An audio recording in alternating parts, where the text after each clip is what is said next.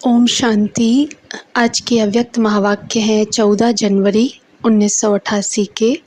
मुरली का टाइटल है उदासी आने का कारण छोटी मोटी अवज्ञाएं। अपने बच्चों के दिल का हाल चाल सुन सदा हल्का रहने की विधि बताते हुए ऊंचते ऊंच बाप बोले, आज बेहद के बड़े ते बड़े बाप, ऊंचे ते ऊंचे बनाने वाले बाप अपने चारों ओर के बच्चों में से विशेष आज्ञाकारी बच्चों को देख रहे हैं। आज्ञाकारी बच्चे तो सभी अपने को समझते हैं, लेकिन नंबरवार हैं। कोई सदा आज्ञाकारी और कोई आज्ञाकारी हैं, सदा नहीं हैं। आज्ञाकारी की लिस्ट में सभी बच्चे आ जाते हैं, लेकिन अंतर ज़रूर है। आज्ञा देने वाला बाप सभी बच्चों को एक समय पर एक ही आज्ञा देते हैं, अलग अलग भिन्न भिन्न आज्ञा भी नहीं देते हैं। फिर भी नंबरवार क्यों होते हैं? क्योंकि जो सदा हर संकल्प व हर कर्म करते बाप की आज्ञा का सहज स्मृति स्वरूप बनते हैं, वह स्वतः ही हर संकल्प, बोल और कर्म में आज्ञा प्रमाण चलते, और जो स्मृति स्वरूप नहीं बनते, अनेकों बार बार स्मृति लानी पड़ती है। कभी स्मृति के कारण आज्ञाकारी बन चलते और कभी चलने के बाद आज्ञा याद करते हैं। क्योंकि आज्ञा के स्मृति स्वरूप नहीं, जो श्रेष्ठ कर्म का प्रत्यक्ष फल मिलता है, वह प्रत्यक्ष फल की अनुभूति न होने के कारण कर्म के बाद याद आता है कि यह रिजल्ट क्यों हुई। कर्म के बाद चेक करते तो समझते हैं, जो जैसी बाप की आज्ञा है उस प्रमाण न चलने कारण जो प्रत्यक्ष फल अनुभव हो वह नहीं हुआ। इसको कहते हैं आज्ञा के स्मृति स्वरूप नहीं है, लेकिन कर्म के फल को देखकर स्मृति आई। तो नंबर 1 है सहज स्वतः स्मृति स्वरूप आज्ञाकारी, और दूसरा नंबर है कभी स्मृति से कर्म करने वाले और कभी कर्म के बाद स्मृति में आने वाले। तीसरे नंबर की तो बात ही छोड़ दो। 2 मालाएं हैं, पहली छोटी माला है, दूसरी बड़ी माला है। तीसरों की तो माला ही नहीं है, इसलिए 2 की बात कर रहे हैं। आज्ञाकारी नंबर 1 सदा अमृत वेले से रात तक सारे दिन की दिनचर्या के हर कर्म में आज्ञा प्रमाण चलने के कारण हर कर्म में मेहनत नहीं अनुभव करते, लेकिन आज्ञाकारी बनने का विशेष फल बाप के आशीर्वाद की अनुभूति करते हैं।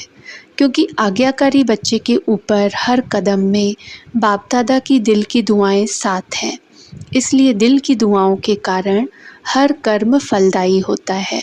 क्योंकि कर्म बीज है और बीज से जो प्राप्ति होती है वह फल है।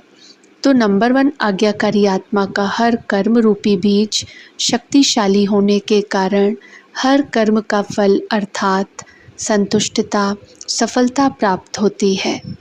संतुष्टता अपने आप से भी होती है और कर्म के रिजल्ट से भी होती है, और अन्य आत्माओं के संबंध संपर्क से भी होती है। नंबर 1 आज्ञाकारी आत्माओं के तीनों ही प्रकार की संतुष्टता स्वतः और सदा अनुभव होती है।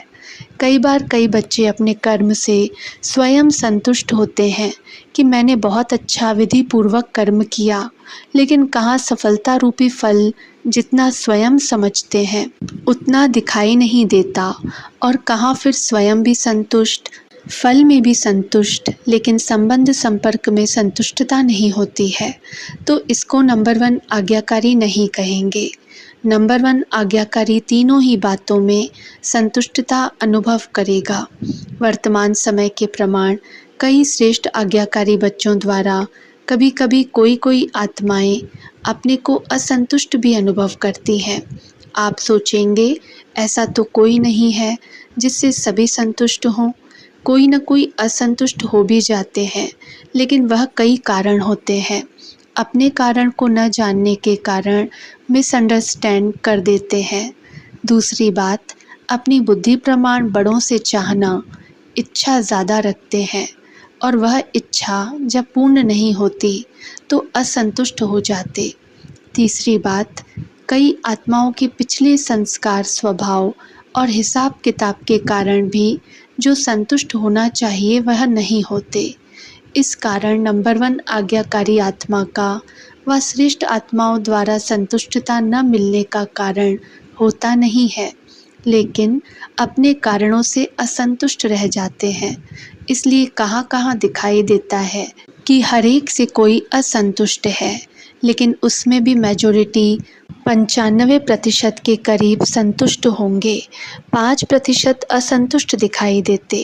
तो नंबर 1 आज्ञाकारी बच्चे मेजॉरिटी तीनों ही रूप से संतुष्ट अनुभव करेंगे और सदा आज्ञा प्रमाण श्रेष्ठ कर्म होने के कारण हर कर्म करने के बाद संतुष्ट होने कारण कर्म बार बार बुद्धि को मन को विचलित नहीं करेगा कि ठीक किया व नहीं किया। सेकंड नंबर वाले को कर्म करने के बाद कई बार मन में संकल्प चलता है कि पता नहीं ठीक किया व नहीं किया, जिसको आप लोग अपनी भाषा में कहते हो मन खाता है कि ठीक नहीं किया। नंबर 1 आज्ञाकारी आत्मा का कभी मन नहीं खाता, आज्ञा प्रमाण चलने के कारण सदा हल्के रहते, क्योंकि कर्म के बंधन का बोझ नहीं। पहले भी सुनाया था कि एक है कर्म के संबंध में आना, दूसरा है कर्म के बंधनवश कर्म करना। तो नंबर 1 आत्मा कर्म के संबंध में आने वाली है, इसलिए सदा हल्की है। नंबर 1 आत्मा हर कर्म में बाप दादा द्वारा विशेष आशीर्वाद की प्राप्ति के कारण हर कर्म करते आशीर्वाद के फलस्वरूप सदा ही आंतरिक विल पावर अनुभव करेगी, सदा अतीन्द्रिय सुख का अनुभव करेगी, सदा अपने को भरपूर अर्थात संपन्न अनुभव करेगी। कभी कभी कई बच्चे बाप के आगे अपने दिल का हालचाल सुनाते क्या कहते हैं, ना मालूम क्यों आज अपने को खाली खाली समझते हैं, कोई बात भी नहीं हुई है लेकिन संपन्नता व सुख की अनुभूति नहीं हो रही है। कई बार उस समय कोई उल्टा कार्य या कोई छोटी मोटी भूल नहीं होती है, लेकिन चलते चलते अनजान व अलबेलेपन में समय प्रति समय आज्ञा के प्रमाण काम नहीं करते हैं। पहले समय की अवज्ञा का बोझ किसी समय अपने तरफ खींचता है, जैसे पिछले जन्मों के कड़े संस्कार स्वभाव कभी कभी न चाहते भी अपने तरफ खींच लेते हैं। ऐसे समय प्रति समय की हुई अवज्ञाओं का बोझ कभी कभी अपने तरफ खींच लेता है। वह है पिछला हिसाब किताब, यह है वर्तमान जीवन का हिसाब, क्योंकि कोई भी हिसाब चाहे इस जन्म का चाहे पिछले जन्म का लगन की अग्नि स्वरूप स्थिति के बिना भस्म नहीं होता। सदा अग्नि स्वरूप स्थिति अर्थात शक्तिशाली याद की स्थिति, बीज रूप लाइट हाउस माइट हाउस स्थिति सदा न होने के कारण हिसाब किताब को भस्म नहीं कर सकते हैं। इसलिए रहा हुआ हिसाब अपने तरफ खींचता है। उस समय कोई गलती नहीं करते हो कि पता नहीं क्या हुआ, कभी मन नहीं लगेगा याद में सेवा में, व कभी उदासी की लहर होगी। एक होता है ज्ञान द्वारा शांति का अनुभव, दूसरा होता है बिना खुशी बिना आनंद के सन्नाटे की शांति। वह बिना रस के शांति होती है। सिर्फ दिल करेगा कहाँ अकेले में चले जाएं, बैठ जाएं। यह सब निशानियां हैं कोई न कोई अवज्ञा की। कर्म का बोझ खींचता है। अवज्ञा एक होती है पाप कर्म करना व कोई बड़ी भूल करना, और दूसरी छोटी छोटी अवज्ञाएं भी होती हैं। जैसे बाप की आज्ञा है अमृत वेले विधि पूर्वक शक्तिशाली याद में रहो, तो अमृत वेले अगर इस आज्ञा प्रमाण नहीं चलते तो उसको क्या कहेंगे, आज्ञाकारी या अवज्ञा। हर कर्म कर्मयोगी बन करके करो, निमित्त भाव से करो, निर्माण बन के करो, यह आज्ञाएं हैं। ऐसे तो बहुत बड़ी लिस्ट है, लेकिन दृष्टांत की रीति में सुना रहे हैं। दृष्टि वृत्ति सबके लिए आज्ञा है। इन सब आज्ञाओं में से कोई भी आज्ञा विधि पूर्वक पालन नहीं करते तो इसको कहते हैं छोटी मोटी अवज्ञाएं। यह खाता अगर जमा होता रहता है तो ज़रूर अपनी तरफ खींचेगा ना। इसलिए कहते हैं कि जितना होना चाहिए उतना नहीं होता। जब पूछते हैं ठीक चल रहे हो तो सब कहेंगे हाँ, और जब कहते हैं कि जितना होना चाहिए उतना है तो फिर सोचते हैं इतने इशारे मिलते नॉलेजफुल होते फिर भी जितना होना चाहिए उतना नहीं होता, कारण पिछला व वर्तमान बोझ डबल लाइट बनने नहीं देता है। कभी डबल लाइट बन जाते, कभी बोझ नीचे ले आता। सदा अतीन्द्रिय सुख व खुशी संपन्न शांत स्थिति अनुभव नहीं करते हैं। बाप दादा के आज्ञाकारी बनने की विशेष आशीर्वाद की लिफ्ट की प्राप्ति की अनुभूति नहीं होती है। इसलिए किस समय सहज होता, किस समय मेहनत लगती है। नंबर 1 आज्ञाकारी की विशेषताएं स्पष्ट सुनी। बाकी नंबर 2 कौन हुआ जिसमें इन विशेषताओं की कमी है, वह नंबर 2 और दूसरे नंबर माला के हो गए। तो पहली माला में आना है ना, मुश्किल कुछ भी नहीं है। हर कदम की आज्ञा स्पष्ट है, उसी प्रमाण चलना सहज हुआ या मुश्किल हुआ, आज्ञा ही बाप के कदम है, तो कदम पर कदम रखना तो सहज हुआ ना। वैसे भी सभी सच्ची सीताएं हो, सजनियां हो, तो सजनियां कदम पर कदम रखती है ना, यह विधि है ना, तो मुश्किल क्या हुआ। बच्चे के नाते से भी देखो, बच्चे अर्थात जो बाप के फुट स्टेप पर चले, जैसे बाप ने कहा ऐसे किया।